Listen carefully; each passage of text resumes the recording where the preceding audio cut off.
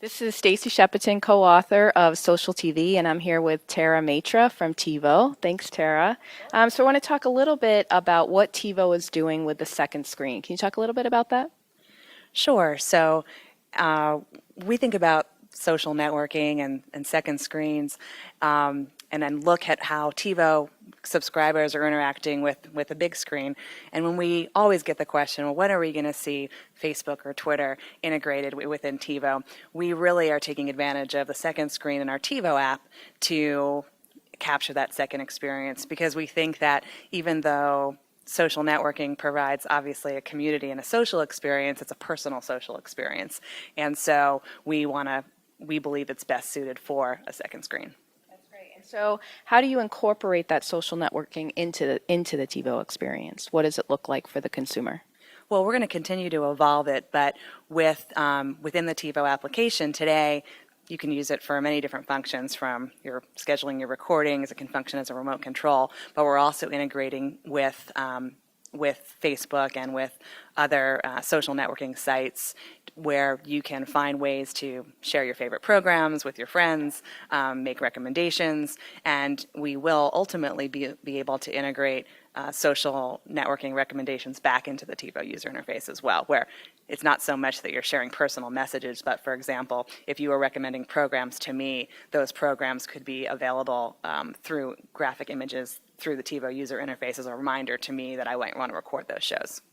So let's talk a little bit about the advertising opportunities for companies within the TiVo environment. So TiVo is known for, creating the DVR and allowing people to fast forward through those commercials. Yet, can you talk a little bit about what those advertising experiences can be for advertisers and how they can take advantage of that environment? Sure, and the irony isn't lost on us that we created the technology that lets you skip commercials, and now we're out in the marketplace with solutions. But rather than thinking of the DVR as a way to fast forward that 30-second spot, we have said, wait a second, there's a whole new set of consumer behaviors that are created from watching in a time-shifted mode. You can pause live or recorded television. I can record a list of my favorite shows and access them whenever I want on demand through my DVR. And so what we've done is we've said, here's a new consumer behavior. Let's create ad inventory that works with that behavior. So, for example, if you are watching live or recorded television and you hit pause with your TiVo remote, an ad unit appears on the screen. If you have any DVR and you've recorded a program, when you get to the end of that show, you're prompted with a screen that says, do you want to keep or delete that program? We've created an ad unit there. And the idea is the advertising is unobtrusive, so it's friendly to the consumer. They can choose to opt in or not. And there's a great benefit there for the advertiser, because isn't my advertising that much more valuable if the consumer has chosen to opt in to view it?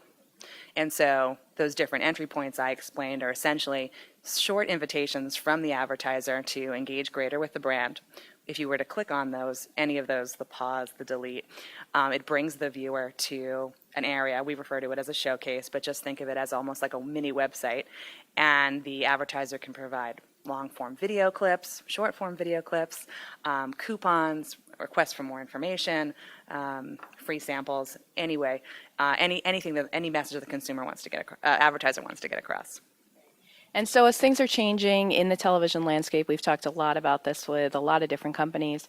What's the future of TiVo as you move beyond the DVR? So I think the main benefit of TiVo today and in the future for consumers is that it's one device, one box. You can keep your cable and get rid of your cable box and have one TiVo box that works for all of your live TV and all of your recorded TV and all of your broadband delivered options or your video on demand. So that with one user interface and one remote control, input one box, I can search for Cary Grant, I'll pick something old school, and I'm going to get all the search results of all the programs that are available, maybe on AMC, that I can record live, and then everything that's available from YouTube, Hulu, Amazon, Netflix, Blockbuster, anything that's available from any of these web providers. And so you're getting this complete solution where you don't have to switch remote controls, switch inputs to find the different content you care about. You've got 7 million pieces of video available to you in addition to all of your live content, and it's all made extremely accessible. I think the real challenge today, when you think of all of the different devices today that are enabling so much content and this idea of convergence of web and TV, is that if there's no great way to present it, and if there's no easy way for consumers to navigate and find that content, it doesn't really matter that it's there. It's a lot of it's to do with the presentation, and that's one reason we're seeing companies are working with us, not just for our DVR technology, not just for our access to all of the over-the-top content, but also purely for our user interface. We have a relationship today with Insignia for their internet-connected TV, where TiVo is the user interface for that. That's great. Lots of great stuff happening at TiVo. So this is Stacy Shepperton, co-author of Social TV. I was here with Tara Maitra from TiVo, and Social TV will be out February 28th and is currently available for pre-order.